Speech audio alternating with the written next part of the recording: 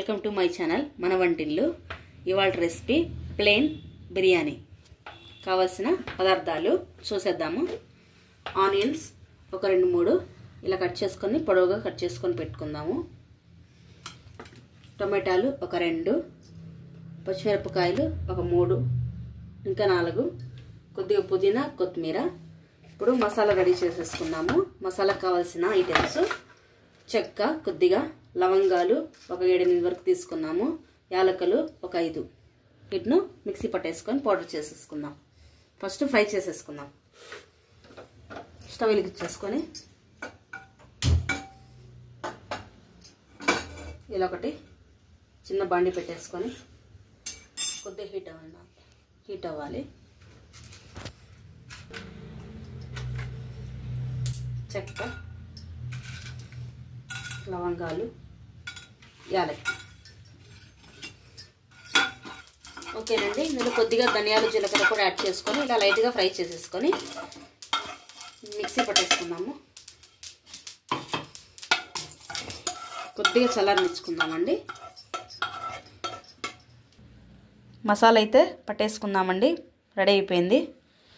ఇప్పుడు ఒక పెద్ద పాత్ర పెట్టేసుకొని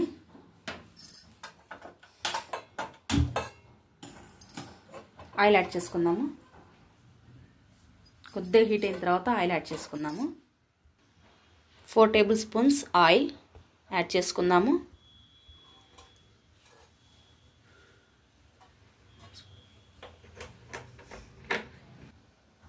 ఆయిల్ అయితే హీట్ అయిందండి. ఆనియన్స్ యాడ్ చేసుకుందాము.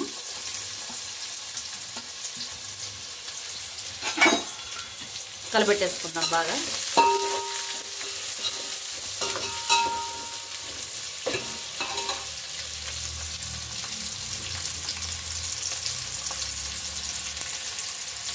ఇప్పుడు పచ్చిమిరపకాయలు యాడ్ చేసుకుందాము.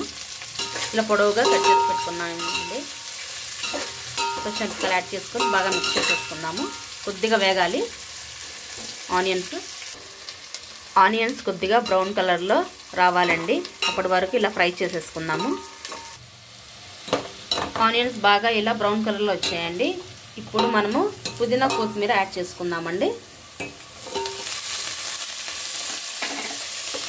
బాగా మిక్స్ చేసేసుకోవాలి. ఇప్పుడు 1 టీ స్పూన్ అల్లం వెల్లుల్లి పేస్ట్ యాడ్ చేసుకుందామండి. మళ్ళీ ఇంకోసారి బాగా మిక్స్ చేసేసుకుందాము.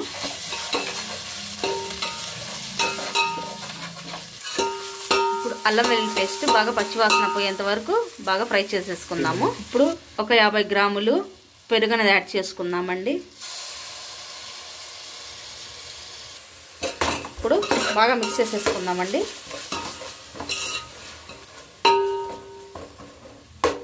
రెండు నిమిషాలు ఫ్రై చేసుకుందాము.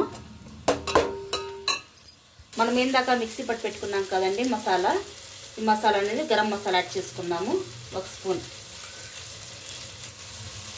కారం, 1 స్పూన్ సాల్ట్ రుచికి తగినంత. ఇప్పుడు టమాటాలు యాడ్ చేసుకుందామండి.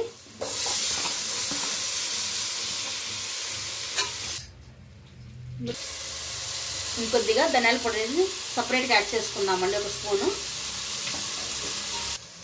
ఇప్పుడు బాగా వేగిపోయిందండి కర్రీ అంతాను. ఇప్పుడు వాటర్ అయితే యాడ్ చేసుకున్నాము. నేను 1.5 గ్లాసు రైస్ తీసుకున్నాను. 3 గ్లాసెస్ వాటర్ అనేది యాడ్ చేస్తున్నాను.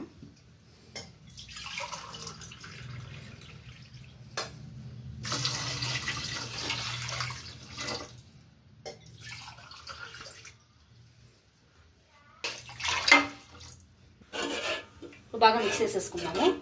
క్యాప్ పెట్టేసుకొని బాగా తెల్లేంత వరకు ఉంచుకున్నామండి. వాటర్ బాగా తెల్లుతున్నాయండి. ఇప్పుడు రైస్ యాడ్ చేసుకున్నాము.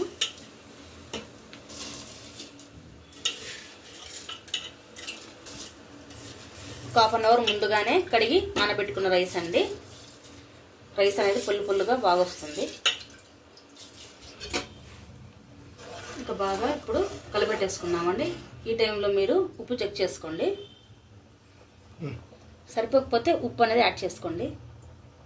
ఇప్పుడు వాటర్ అంతా ఇనికేంత వరకు మనము రైస్ అనేది ఉడికించుకుందామండి. క్యాప్ పెట్టేసుకొని 70% బాగా కుక్ అవ్వాలి. ఇలా రైస్ అనేది బాగా దగ్గరకు ఉడికిపోయిందండి. 70% బాగా ఉడికిపోయింది.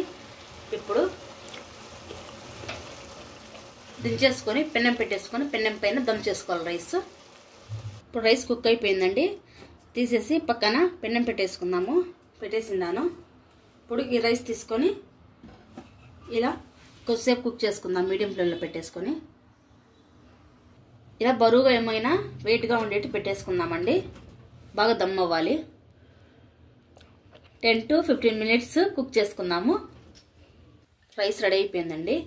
లాస్ట్లో గ్యాస్ పై కట్టేసిన తర్వాత ఒక స్పూన్ పైన నెయ్యి, పుదీనా కొత్తిమీర యాడ్ చేసుకొని